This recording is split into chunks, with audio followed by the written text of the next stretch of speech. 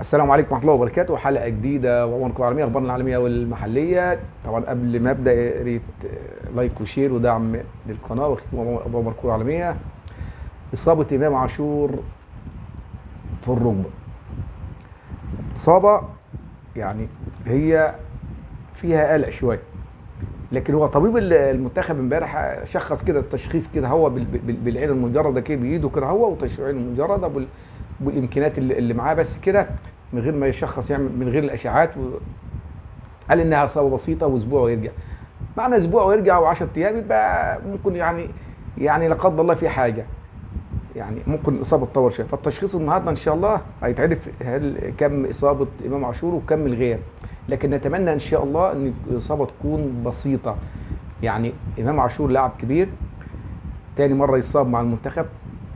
المره اللي عدت الحمد لله عدى على خير، يعني قعد يعني كتير خالص، شهر ما طولش الحمد لله. لكن نتمنى ان الاصابه في الركبه تكون اصابه بسيطه ان شاء الله لا تعوقه. يمكن هو كده كده يغيب عن مباراه المنتخب لان مفيش وقت.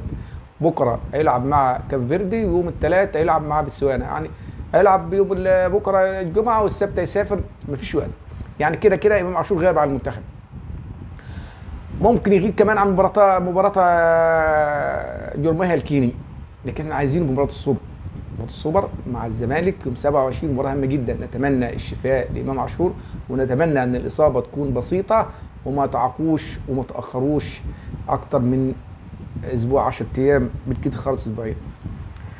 على الناحيه الثانيه برضو يوسف ايمن اشتكى من اصابه في الركبه، لسه تمرين والتاني والتالت، واصابه برضه لسه التشخيص النهارده ليوسف ايمن، طبعا منضم حديثا لنادي الاهلي المصري القطري. نتمنى برضه ان الاصابه تكون بسيطه باذن الله. محمد عبد المنعم قالوا ان مش هيجي المنتخب، والمنتخب زعل والاتحاد زعل ونيس رافض. ونيس كان النهارده يقول لك ان انا هعمل مؤتمر تقديم محمد عبد المنعم.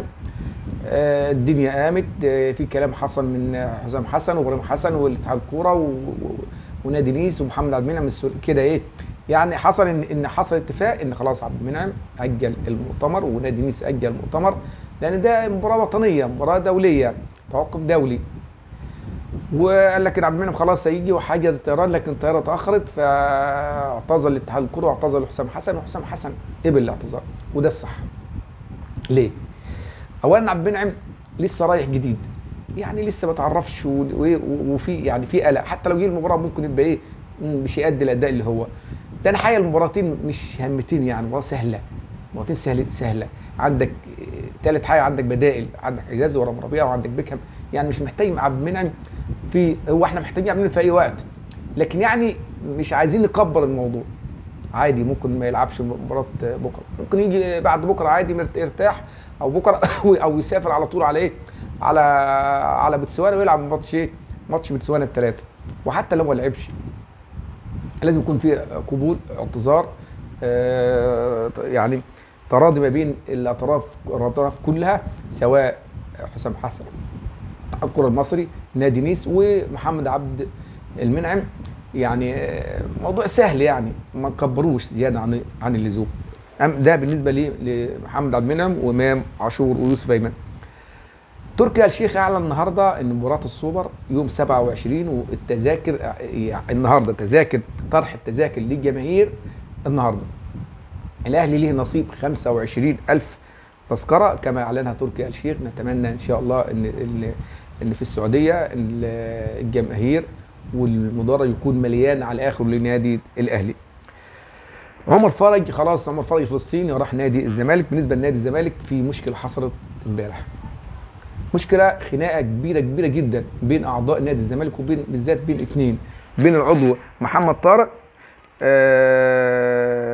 خناقه الشوارع، محمد طارق وهاني شاوي. حصلت خناقه وضرب وشتيمه وتلاكم داخل مجلس اداره نادي الزمالك. طبعا المواقع كلها اتكلمت عليها، كل المواقع اتكلمت عن الموضوع دوت، وحصل صوت عالي واسره محمد طارق جد والاسر وخناقه وتجاوزات وتناول وضرب باللكمات، خناقه يعني مهزله، خناقه شوارع. موضوع يعني مش كويسه. الفيفا اعلن امس عن مرشحون لجائزه الكره الذهبيه. بصراحه يعني هو خلاص لاول مره غياب ميسي وكريستيانو رونالدو ومحمد صلاح، لاول مره من 7 سنين محمد صلاح يغيب عن الكره الذهبيه. عشان بنتكلم عن ال10 الاوائل ولا ال3 ولا ال10، لا احنا بنتكلم عن 30 لاعب بيعلن طبعا كل سنه 30 لاعب. 30 انت عارف يعني 30 لاعب؟ يعني محمد صلاح معقوله يعني محمد صلاح ما خدش اي حاجه سنوات، بس يعني لعب مع ليفربول وادى ما يدخلش ضمن ال 30 لاعب. في لعيبه كتير ما تستاهلش اساسا، في لعيبه محمد صلاح احسن منها بكتير، مش هنتكلم كتير، لان محمد صلاح ما يدخلش ضمن ال 30 علامه استفهام. ضمن ال 30 لاعب، تخيلوا 30 لاعب من احسن لعيبه العالم محمد صلاح مش من ضمن. قلنا ماشي ميسي، وميسي المفروض يدخل، ما ميسي واخد كوبا امريكا. كريستيانو ماشي، ولا ميسي ولا كريستيانو ولا محمد صلاح. فالموضوع محسوم يعني، عندك بلينجهام وعندك فينيسيوس، ويعني موضوع ايه ممكن يكون محسوم ما بين واحد من الاثنين دول. عندك كمان لاعب رودري بتاع مانشستر سيتي واسبانيا، واخد كاس الامم الاوروبيه، واخد دوري الابطال رودري. ودياز بتاع مانشستر سيتي، بس يعني اقرب ليها رودري. نتمنى التوفيق طبعا لمحمد صلاح السنه دي ان شاء الله، ان يعمل حاجه، لان من الممكن ومن بل المؤكد ان السنه الجايه محمد صلاح اخر موسم ليه في اوروبا. اتمنى ان تكونوا طبعا سعدتم بهذه الحلقه. لايك وشير ودعم القناه، والسلام عليكم ورحمه الله وبركاته.